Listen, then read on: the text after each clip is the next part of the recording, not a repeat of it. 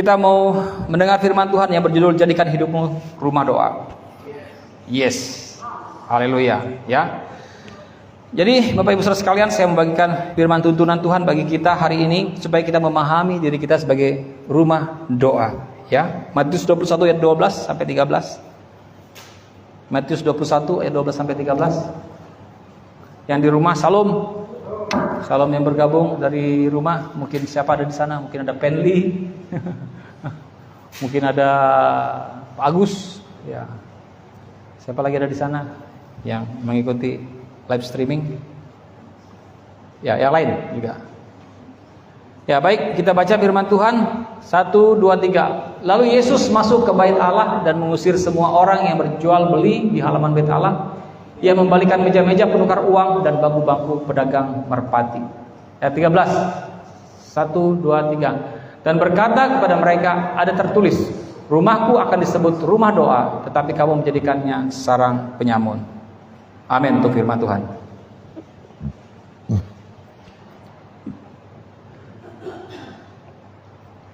Ya baik Bapak Ibu, ya. Kita mau belajar firman Tuhan. Tema ulang tahun gereja kita pada tahun ini adalah ulang tahun gereja secara global, ya, ulang tahun gereja kita di pusat itu adalah persiapan untuk panen yang dilaksanakan ulang tahunnya bulan September, kalau tidak salah September akhir, ya, akan ada pembicara-pembicara yang akan datang di Bandung, dan itu juga merupakan suatu momen pertemuan para pejabat-pejabat gereja setiap tahun. Ada sidang, biasanya juga sidang gereja rapat.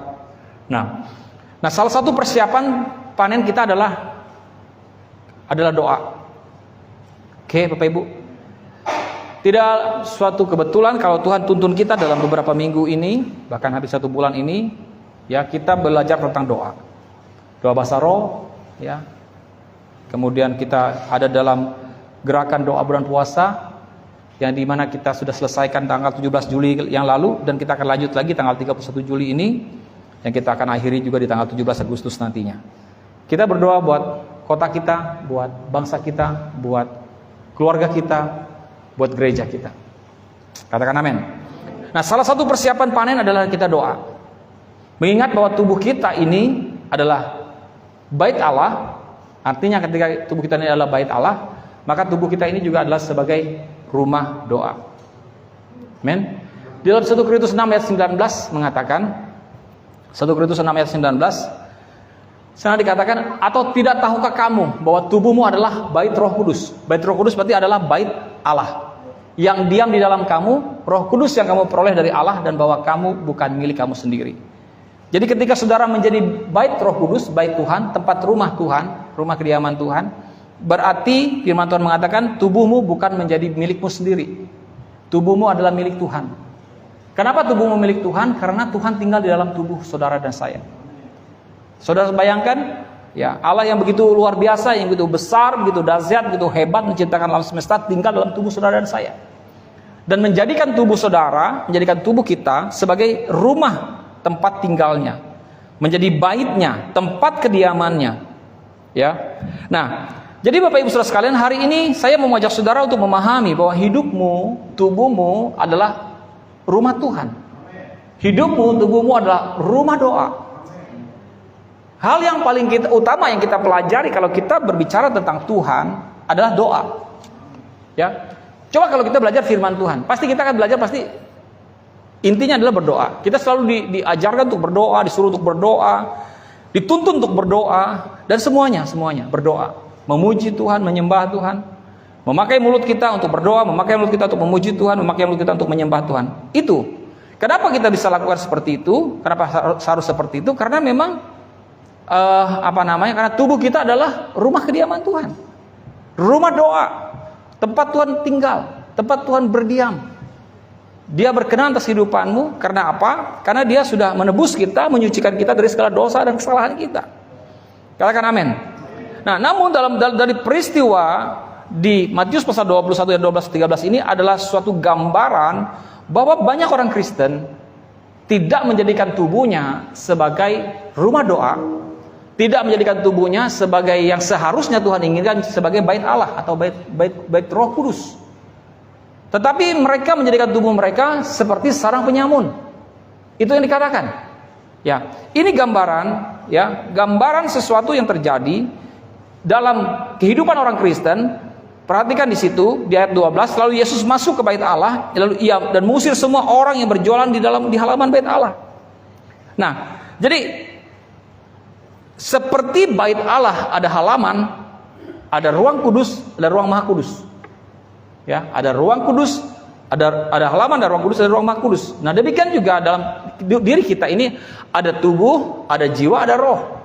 Roh itu gambaran ruang maha kudus. Jiwa itu gambaran ruang kudus, dan halaman itu ya gambaran tubuh kita, maksud saya, ya. Jadi ruang kudus itu diibaratkan, ruang maha kudus itu diibaratkan dengan roh kita. Kemudian ruang kudus itu diibaratkan dengan jiwa kita, dan pelataran itu atau halaman bait Allah itu digambarkan dengan tubuh kita. Nah, itu gambaran daripada roh, jiwa, dan tubuh. Nah, pada saat ini perhatikan bahwa apa yang terjadi dalam halaman bait Allah, di mana mereka umat orang-orang Yahudi membuat bait Allah itu menjadi tempat berjualan, menjadi tempat berdagang, menjadi tempat money changer. Iya kan? Meja-meja penukar uang kan money changer. Tahu money changer? Sari tahu? Money changer belum tahu? Ipur tahu? Tahu Ipur. Sudah pernah ke Nigeria, tahu dia. Yesus. Sari belum pernah ya. El tahu money changer? Tahu. Sudah pernah ke mana? Singapura. Jogja. Ya. Oke. Cia tahu money changer? Enggak tahu. Iya, masih SMA ya. Ya, jadi money changer itu adalah tempat orang menukar uang. Ya, kamu uang rupiah mau tukar ke dolar, ya, datang ke money changer. Ya. Nah, jadi seperti itu. Jadi mereka telah menggunakan halaman bait suci Allah tempat yang tidak seharusnya. Itu satu hal yang tabu. Itu satu hal yang tidak boleh dilakukan. Artinya kekudusan, kesakralan bait Allah itu telah hilang. Karena mereka telah membuat halaman itu menjadi tempat jual beli, tempat berdagang, dan tempat mereka menukar uang atau money changer. Dan bahkan Tuhan Yesus mengkiaskan, menyebutkan apa yang mereka lakukan ayat 12 ini sebagai sarang penyamun. Itu yang mengerikannya. Coba ayat 13. Dan berkata kepada mereka, ada tertulis, rumahku akan disebut rumah doa, tetapi kamu menjadikannya sarang penyamun. Maksud Tuhan, ini bait jadi tempat orang berdoa, tempat orang mencari Tuhan, tempat orang bertemu dengan Tuhan. Bukan tempat kalian berjualan, bukan tempat kalian berdagang, bukan kalian tempat menukar uang. Lalu Tuhan Yesus datang marah. Ya. Bahkan ada firman Tuhan, cinta, karena cintanya akan rumah Tuhan, ya. Dia itu menghanguskan dia, membakar amarahnya karena dia sangat sayang mencintai rumah Tuhan. Sehingga apa yang terjadi? Dia begitu marah terhadap orang-orang yang melakukan transaksi jual beli dan berdagang di mesbah itu, di pelataran itu, di bait itu. Nah, jadi Bapak Ibu Saudara sekalian, di situ dikatakan sarang penyamun. Saudara ingat, iblis, firman Tuhan mengatakan iblis datang untuk mencuri, membunuh, dan membinasakan. Iblis bisa melakukan ini Bapak Ibu. Dia bisa mencuri, menyusupi hidup kita, ya, merusak hidup kita. Dia katakan ia datang mencuri, membunuh, membinasakan. Nah, apa yang dilakukan? Dia berusaha untuk mencuri damai sejahtera Allah. Dia berusaha untuk merusak bait Allah. Dia mau merusak rumah doa itu, yaitu diri kita. Dengan apa? Dengan cara apa? Kita khawatir, kecemasan, kegelisahan, stres, karena sakit, penyakit, dan sebagainya, ya. Dan iblis melakukan itu, dia masuk ke halaman bait Allah, mencuri damai sejahtera Tuhan. Nah, tadi saya katakan halaman bait Allah itu gambaran tentang tubuh kita. Nah, itu yang dilakukan iblis. Apa yang dilakukan iblis? Iblis berusaha untuk merusak tubuh kita. Bagaimana cara dia merusak tubuh kita? Bagaimana dia membuat tubuh kita jadi sarang penyamun? Yaitu ketika kita stres, kita mulai khawatir, kita mulai cemas, kita mulai takut akan kehidupan kita, akan masa depan kita khawatir akan keuangan kita. Nah, kemudian itu yang dia lakukan. Iblis berusaha mengambil damai sejahtera Allah dalam hidup kita. Ya. Nah, ketika dia berusaha mengambil damai sejahtera dalam hidup kita, Bapak Ibu Saudara sekalian, maka kita akan bergeser beralih memfungsikan diri kita, tubuh kita yang tadinya seharusnya menjadi rumah doa, bukan lagi menjadi rumah doa, lalu kita akan menjadikan diri kita sebagai sarang penyamun. Ibaratnya seperti itu. Bagaimana ibarat sebagai sarang penyamun? Tadi itu kita tidak menguduskan hidup kita dengan cara apa? Mencari Tuhan sungguh-sungguh. Lalu kita khawatir dengan hidup kita, lalu kita mulai cemas dengan keadaan kita stres dengan penyakit kita, dan berbagai macam. Itu yang iblis berusaha lakukan. Dan dia berusaha melakukan itu dengan cara apa? Menyusupi diri kita. Dia mencuri damai sejahtera, mencuri segala keyakinan kepercayaan kita akan Tuhan. Lalu dia akan tunjukkan kepada kita akan, coba kamu lihat begini, anakmu begini. Dia berusaha untuk menyampaikan sesuatu dalam kehidupanmu, dan engkau mulai khawatir, dan engkau mulai kehilangan fokus untuk sungguh-sungguh kepada Tuhan. Amin. Halo Bapak Ibu. Nah, saya kemarin di Pondok Daud mengatakan beberapa teman yang datang, kalau kita melayani Tuhan, kalau kita sudah ada terjun dalam pelayanan, jangan sampai membiarkan pekerjaanmu membuat engkau meninggalkan pelayanan. Yang paling mantap adalah yaitu ketika engkau meninggalkan pekerjaanmu karena pelayananmu. Itu yang namanya, bahasa kita dulu adalah bayar harga, memberi lebih. Ketuhanan Yesus Kristus. Saya berkali-kali ingin meninggalkan pekerjaan saya karena saya melayani Tuhan. Saya mau melayani, saya mau menjadi full timer, saya mau menjadi gembala secara full time saja. Ya, karena satu dan lain hal ya saya tidak melakukannya, tapi saya puji Tuhan, ada grace, ada kasih karunia Tuhan membuat saya mampu melakukannya secara bersama-sama. Itu kasih karunia. Nah, jikalau saya saja bisa tetap mempertahankan pelayanan ini, mempertahankan iman saya, mempertahankan semangat saya, sekalipun saya bekerja, sekalipun saya ada dalam jabatan saya, dalam pekerjaan dunia kerja saya, ya, seharusnya jemaat juga akan menjadi motivasi bagi hidupmu, bahwa tidak ada satupun pekerjaan yang membuat engkau meninggalkan pelayananmu. Seperti itu. Tuhan memberikan hikmat kepada kita. Tuhan memberikan pada kita pewahyuan. Tuhan memberikan kepada kita kecakapan, etos kerja dalam diri kita, kekuatan dalam diri kita untuk mengatur hidup kita. Seharusnya apa yang kita lakukan? Yang harus kita lakukan adalah tingkatkan kapasitas kita. Jangan sampai kita meninggalkan diri kita sebagai rumah doa, lalu kita menjadikan diri kita sebagai sarang penyamun. Dengan cara kita meninggalkan pelayanan tadi, meninggalkan tanggung jawab kita dalam melayani Tuhan. Sebetulnya ketika kita melakukan itu, itulah yang namanya saya sebut kita sedang menjadikan diri kita sebagai sarang penyamun. Karena kita khawatir. Ada kekhawatiran dalam kehidupan kita yang membuat kita apa? Yang membuat kita mulai pelan-pelan menjauh dari pelayanan kita. Membuat kita pelan-pelan menjauh daripada doa-doa kita. Ini yang harus saudara perhatikan. Ya, jikalau saya bisa melakukannya, saudara juga pasti bisa melakukannya. Amin. Jadi Bapak Ibu Saudara sekalian, Tuhan sudah memberikan hikmat kepada saudara. Tuhan sudah memberikan kepada saudara otoritas untuk mengatur hidupmu. Ingat baik-baik, saya selalu mengatakan, dan saudara juga sudah sering kali mendengarkan dari semua orang, bukan waktu yang mengatur engkau yang mengatur waktu. Amin.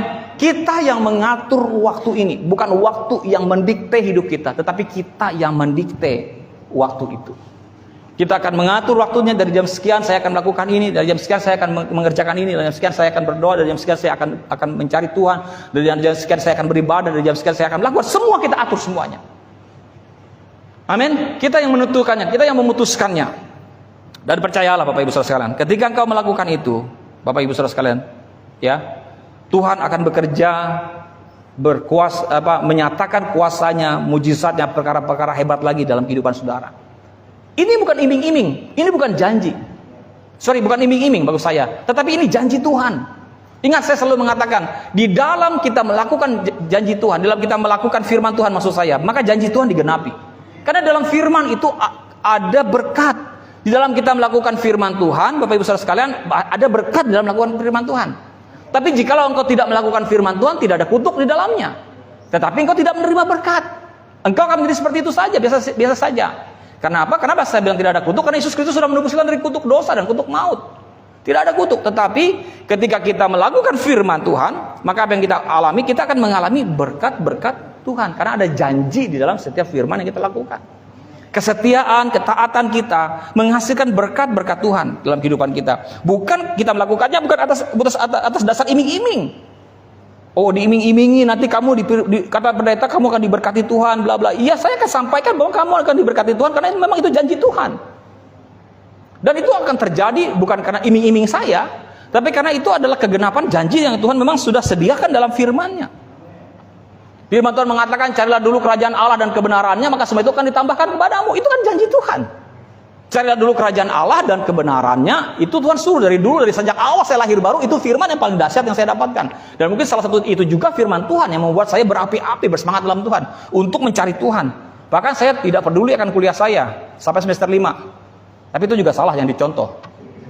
Tapi saya bersyukur bisa pada saat itu pacaran dengan Ibu Sasa. Jadi motivasi saya Ibu Sasa. Karena dia lulus lebih dulu kan, masa saya telat, kapan saya kawin kan? Kapan saya menikahnya kan saya pikir kan? Iya kan, karena dia lulus dulu. Kalau saya lutang-lantung kuliah kayak gini bisa selesai sampai 7, 8, 10 tahun. Kapan saya menikah? Iya kan? Masa menikah masih kuliah gitu kan? Dalam pikiran saya. Akhirnya itu menjadi motivasi saya harus sungguh-sungguh kuliah. Selesaikan. Yang C itu ulang semuanya. Jadi saya mengulang itu dengan angkatan 97, 98, 99, 2000, 2001. Wah. Sampai angkatan 2000 kalau nggak salah.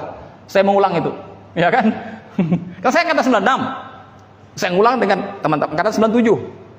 Nanti ada angkatan 98 saya ulang lagi angkatan 98. Kan ada banyak nilai C ini. Pokoknya dapat C cukup lah. C juga cukup kan. Saya angkatan 99. Kemarin saya ketemu dengan angkatan 99 waktu saya ikut coaching klinik acara di Aquarius. Ketemu dengan teman angkatan 99. Wah, rame cerita pada masa lalu ya kan. Sampai angkatan 2000. Angkatan 2000 tuh ini adiknya Ibu Sasa si Pici itu angkatan 2000. Sama-sama juga sama saya jurusan. Satu angkatan saya dengan mereka kuliah. Makanya adik-adik angkatan itu semua akrab dengan saya. Karena apa? Karena saya kuliah sama-sama dengan mereka. Dan hebatnya Bapak Ibu, hebatnya saya pintar di angkatan itu. Karena apa? Karena saya mengulang. Kan saya sudah dengar mata kuliahnya. Ya kan? Saya tuh bukan malas kuliah Bapak Ibu. Saya rajin aja kuliah. Cuma kalau sudah ujian saya nggak belajar. Kenapa? Saat besok belajar saya pertemuan nih. Pertemuan di gereja dari jam 11 malam sampai jam 5 pagi. Jam 7-nya ujian. Kapan saya belajar? Pertemuan gereja dari pagi, dari malam sampai pagi. Dan seperti itu berulang-ulang, berkali-kali. Kapan saya belajar? Udah jawab seadanya lah. Praktikum juga. Ya sekenanya aja lah. Tugas-tugas praktikum mau dapat berapakah? Ya gitulah. Akhirnya karena saya sudah tahu, udah belajar, udah tahu oh ini namanya ini, oh namanya ini. Udah dulu ingat aja. Akhirnya soal-soal ujian yang lalu-lalu itu saya simpan kan masih ada kan. Nah, kalau ujian lagi itu juga yang keluar. Jadi dosen tuh gitu-gitu aja Bapak Ibu. Soalnya tuh itu aja. Jadi saya pelajari ini. Saya kasih ke mereka. Ini soal dulu, soal kami dulu. Kating kan? Kating. Bahasanya kan kating sekarang. Iya. Kasih. Wah, kita pelajari, kita jawab ini. Wah, cari jawabannya. Kumpul di kos saya ingat itu. Di kos-kosan saya ajak ini cewek-cewek, cowok-cowok. Saya sama satu teman juga yang sama nasibnya dengan saya.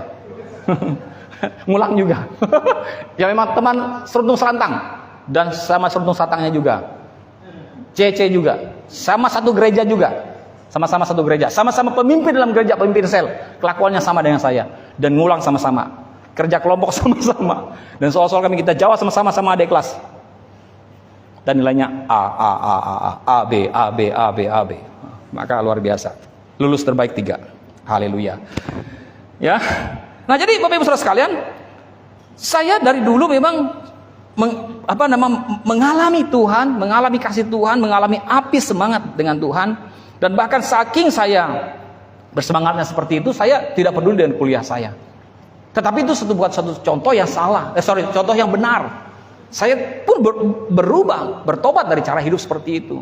Sampai akhirnya saya membuat diri saya, memutuskan diri saya untuk melakukan suatu keseimbangan di dalam melayani Tuhan dan dalam juga menyelesaikan tanggung jawab saya sebagai seorang mahasiswa.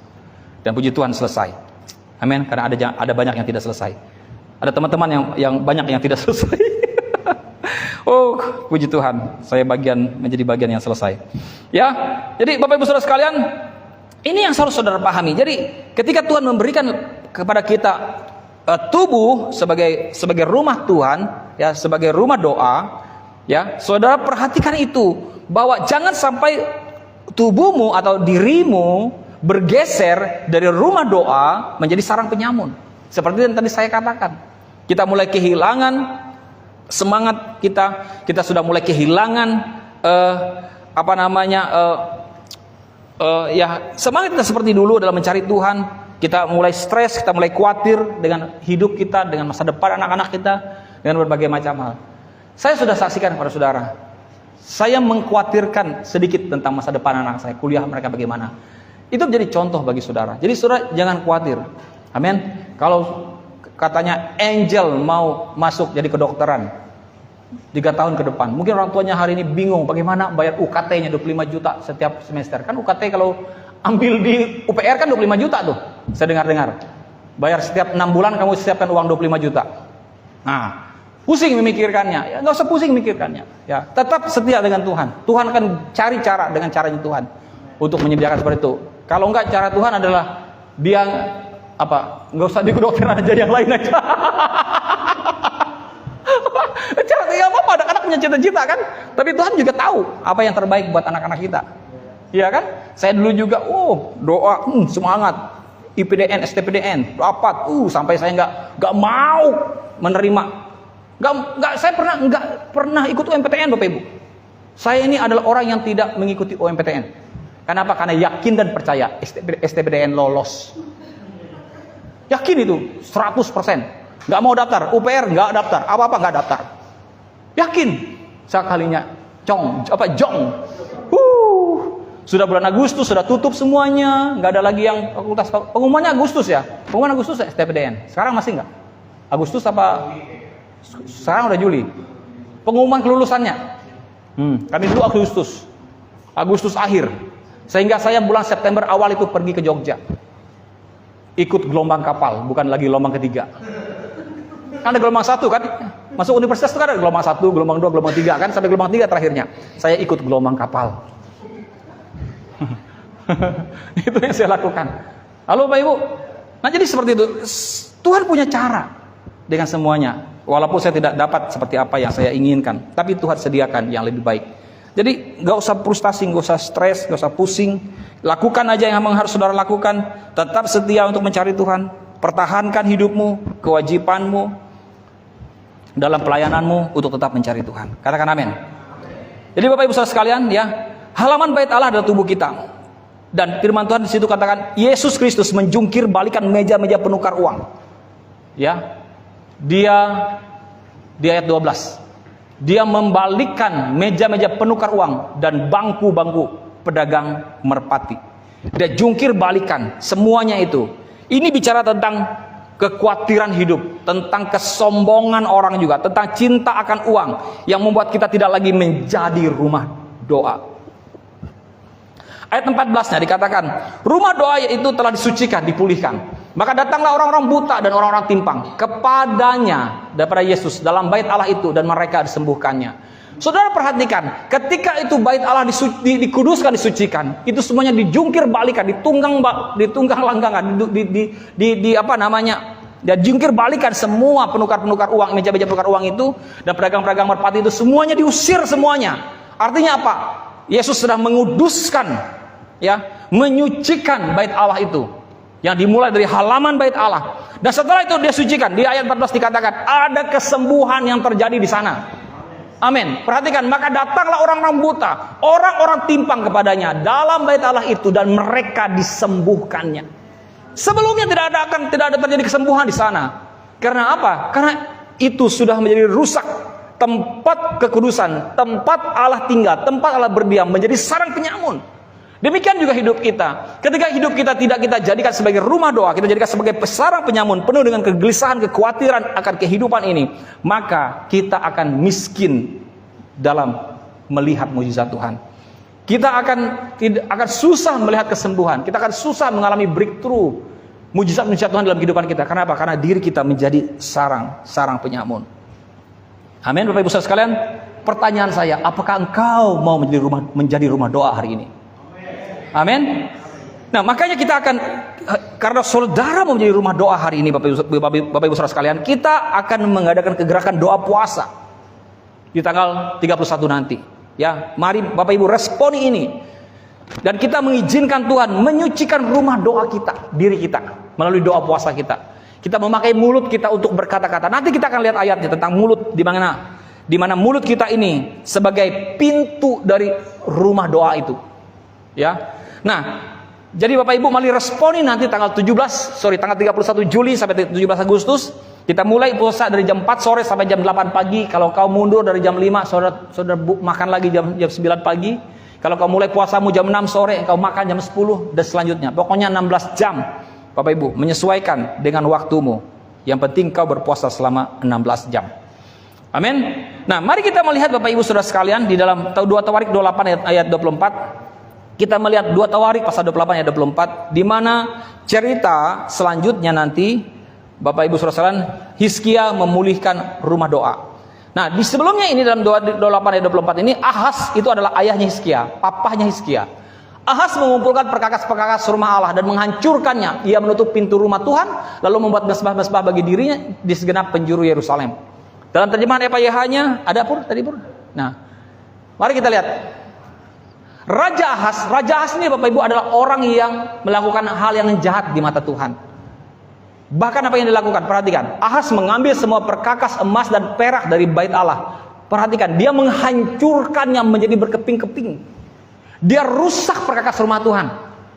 Ibarat ini rumah Tuhan. Dia ambil speaker ini, mikrofon ini, keyboard, dia semua hancur, dia pukul. Bapak Ibu, dia hancurkan seperti yang dilakukan oleh orang-orang itu. Ya kan? Yang pernah saudara lihat di medsos, ya. Jadi mereka pukul, mereka hancurkan semuanya. Dia rusakkan itu. Hancur berkeping-keping dikatakan.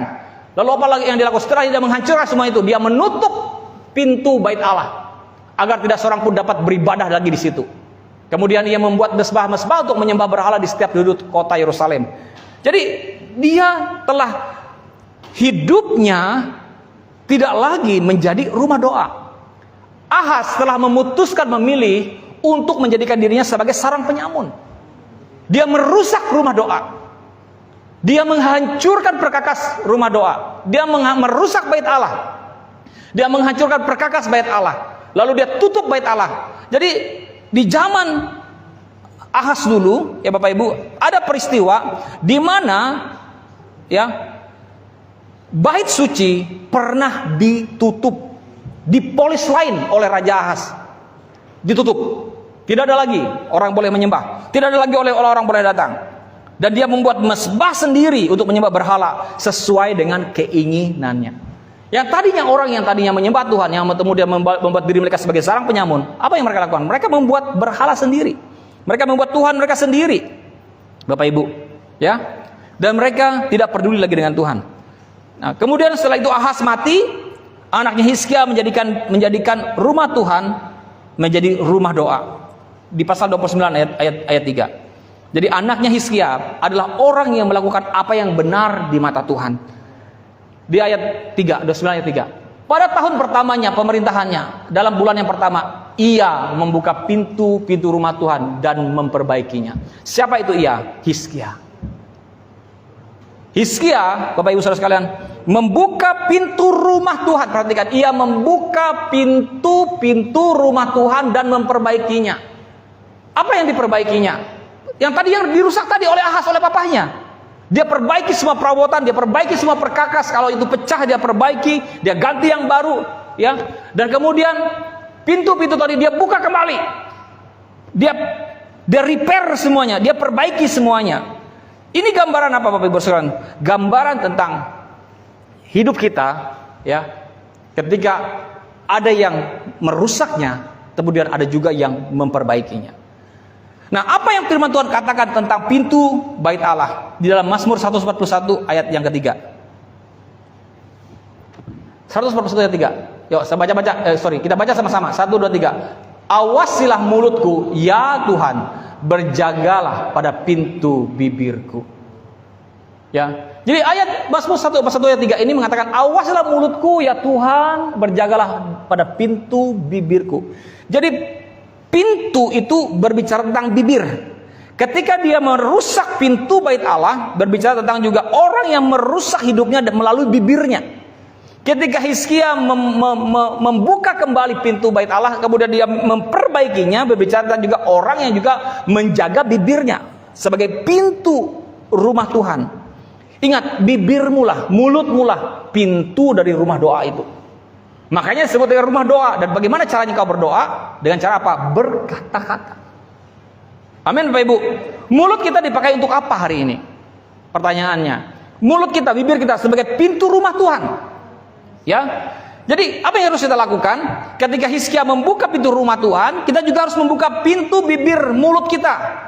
Buka pintu bibir mulutmu. Dengan cara apa? Berdoa, pray, worship, speak in tongue, berbahasa roh, menyembah Tuhan, naikkan pujian. Itu yang kita lakukan untuk kita membuka pintu mulut kita. Mulut kita pakai untuk apa hari ini? Apakah kita memakai pintu bait Allah itu, yaitu bibir kita ini, dengan apa? Mengutarakan kekhawatiran kita, ya, mengutarakan kecemasan kita, memperkatakan hal yang buruk tentang hidup kita, atau mengutuki diri kita sendiri dan lain-lain. Dan ketika kita melakukan hal itu, itulah yang saya sebut dengan sarang penyamun. Bahkan ada yang menutup pintu mulut. Bahkan ada orang yang menutup pintu mulutnya dengan cara apa? Dengan tidak berdoa. Kenapa dia tidak berdoa? Karena dia kecewa dengan Tuhan. Kecewa karena Tuhan tidak menjawab doanya. Kenapa orang kecewa dengan Tuhan ketika Tuhan tidak menjawab doanya? Karena dia punya prinsip transaksional. Karena dia punya mental transaksional. Kalau orang transaksional, Bapak Ibu, maka jikalau dia melakukan sesuatu dan tidak terjadi sesuatu, maka dia akan kecewa. Itu transaksional. Tapi kalau kita tidak transaksional, kita melakukan sesuatu, kalau tidak terjadi, ya nggak apa-apa. Saya kan memang harus melakukan hal itu, karena Tuhan memang adalah Allah yang sudah mengasihi saya. Amin. Amin. Nah, jadi bahkan ada orang yang menutup mulutnya, Bapak Ibu, dengan cara berdoa. Ya, kekhawatiran akan hidup masa depan terjadi, sehingga mulut kita pun terkunci. Tanpa kita sadari, Bapak Ibu, kita sering menutup mulut kita, pintu mulut kita dari berdoa. Tanpa kita sadari, kita sedang menutup pintu mulut kita dengan cara apa? Dengan cara tidak berdoa. Bahkan menjadikan mulut kita sebagai sarang penyamun. Kita mengatakan yang tidak baik pada anak-anak kita. Kita mengatakan tidak baik pada istri kita. Kita mengatakan hal yang tidak baik kepada pimpinan kita. Kita mengatakan tidak baik kepada suami kita atau kepada siapapun. Kita mengatakan, bahkan kita mengatakan yang tidak baik kepada diri kita sendiri. Saya miris hati saya ketika saya dengar teman-teman yang seringkali mengutuki dirinya sendiri. Mereka tidak sadar. Saya seringkali nasihati, jangan kutuki dirimu sendiri. Hati-hati, bahaya. Saya punya teman yang seperti itu di kantor, yang seringkali suka mengutuki dirinya sendiri. Jadi Bapak Ibu Saudara sekalian, saudara pahami ini, bahwa mulutmu adalah pintu bait suci. Mulutmu adalah pintu rumah doa. Katakan bersama dengan saya, mulutku adalah pintu rumah doaku. Amin. Yes. Jadi, salah satu hal yang kita lihat Bapak Ibu dalam kuasa daripada mulut adalah ketika kita melakukan pengakuan ketika ada seorang yang menikah. Ya, dua orang yang menikah. Ketika mereka menikah, mereka saling mengakui, aku mengambil menjadi istriku dan aku akan setia kepada dia. Saat saya diberkati Tuhan, saat saya sehat, saat saya menantikan janji Tuhan. Ya, dan ketika dia selesai mengucapkan itu, apa yang terjadi Bapak Ibu Saudara sekalian? Mereka diberkati dan mereka sah menjadi suami istri. Amin. Yes. Ketika juga tadi pagi saya juga ilustrasikan ada seorang bos perusahaan yang bangkrut perusahaannya dan dia mengatakan kepada seluruh jemaatnya, karyawannya, makanya saya sengaja aja saya bilang jemaat kepada seluruh karyawannya, stafnya, ya, bos perusahaan. Dia katakan, perusahaan kita sudah bangkrut, saya tidak bisa lagi menggaji saudara. Dan dia katakan, mulai besok perusahaan kita tutup. Maka apa yang terjadi? Tutuplah perusahaan itu. Nggak ada lagi yang turun kerja. Betul? Nah, demikian juga Bapak Ibu Saudara sekalian, itu adalah kuasa daripada mulut, pintu rumah Tuhan. Dengan cara apa? Kita berdoa, berkata-kata, maka Bapak Ibu Saudara sekalian, kuasa bekerja. Firman Tuhan mengatakan, pujilah Tuhan hai jiwaku. Ketika kita mengatakan pujilah Tuhan, itu mulutmu berbicara. Pujilah Tuhan hai jiwaku, dan jangan lupakan kebaikan Tuhan. Mulutmu berbicara, pikiranmu bertindak. Katakan, terpujilah Tuhan. Amin. Dan pikiranmu pun akan mengatakan, jangan lupakan kebaikan Tuhan. Amin. Ketika engkau mengingat kebaikan Tuhan, Bapak Ibu, dengar baik-baik, ketika engkau mengingat kebaikan Tuhan, maka engkau punya harapan di dalam hidupmu untuk melihat bahwa Tuhan kembali berbuat baik kepadamu. Katakan amin. Ketika engkau ingat kebaikan Tuhan, oh Tuhan baik sama aku, Tuhan baik sama saya. Dan kebaikan Tuhan itu membuat engkau punya harapan bahwa pergumulan yang kau hadapi hari ini, Bapak Ibu Saudara sekalian, Tuhan bekerja. Kalau saya hari ini merindukan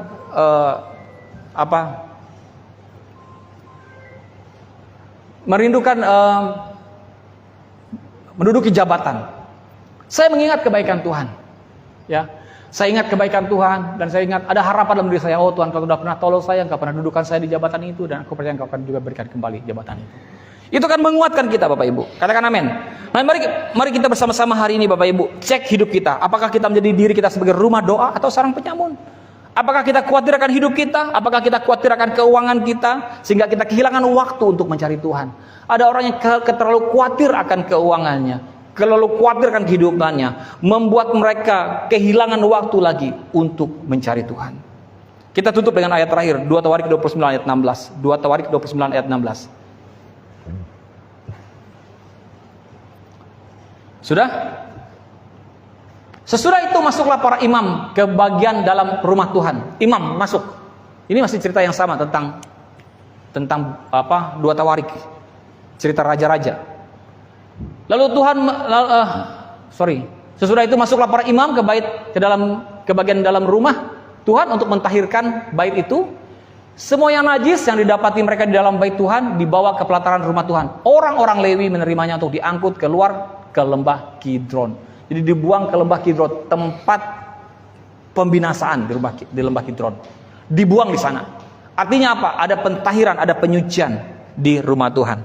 Maknanya apa? Maknanya ketika kita menjaga mulut kita, kita mulai mentahirkan hidup kita.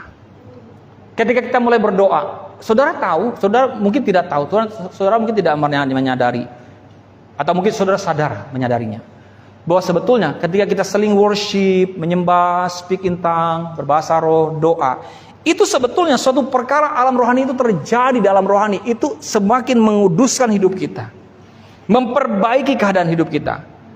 Firman Tuhan mengatakan ketika kita berdoa dalam bahasa roh, Bapak Ibu, ya, ketika kita berdoa dalam bahasa roh, itu membangun diri kita sendiri, ya. Ketika kita berbahasa roh, itu firman Tuhan katakan itu membangun diri kita sendiri. Ya, bahasa aslinya memiliki arti memperbaiki, ya, memperbaiki yang rusak. Itu bahasa aslinya. Itu seperti kita, Bapak Ibu, memperbaiki keadaan hidup kita yang rusak. Sebentar.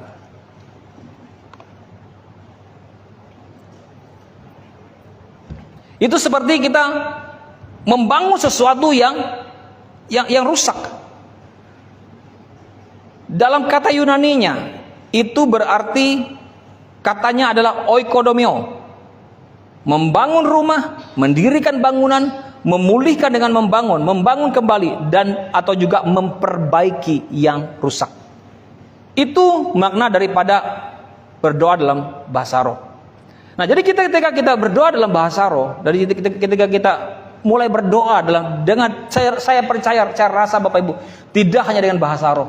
Ketika kita juga berdoa berkata-kata dengan kata-kata jasmani kita. Ketika kita mulai menyembah Tuhan, worship dengan Tuhan, itu juga adalah proses di mana oikodomio itu terjadi. Saya yakin dan percaya itu. Coba saudara bayangkan, maknanya aja, artinya aja memperbaiki yang rusak. Tidakkah engkau melihat, menyadari dan mengetahuinya bahwa ketika kita melakukan itu akan memperbaiki sel-sel tubuh kita yang rusak. Amin. Mungkin ada sel-sel tubuh kita yang rusak, mungkin ada penyakit dalam tubuh kita. Maka ketika kita lebih banyak melakukan doa, worship, penyembah Tuhan, berbahasa roh, itu akan memperbaiki tubuh kita yang rusak akibat sakit penyakit. Jadi Bapak Ibu sekalian, di sanalah pembersihan mulai terjadi di dalam ruang Maha Kudus. Maka itu dimulai dari mana? Dari pintu bibir kita yang kita lakukan dengan cara apa? Berdoa, berbahasa roh, dan terjadilah perbaikan, memperbaiki hidup kita memperbaiki keadaan tubuh kita, sel-sel tubuh kita yang saat ini sudah tidak semangat lagi, tidak semangat lagi mencari Tuhan seperti dulu, akan membuat kita semangat lagi mencari Tuhan seperti dulu. Katakan amin. Jadi Bapak Ibu saudara sekalian, jadikan hidupmu sebagai rumah doa. Biarkan mulutmu sebagai pintu bait suci, pintu rumah Tuhan, pintu rumah doa, yang kau mulai dengan mulutmu untuk mengatakan hal yang baik, berdoa, sehingga mulutmu, hidupmu tidak lagi menjadi sarang penyamun. Tuhan Yesus memberkati.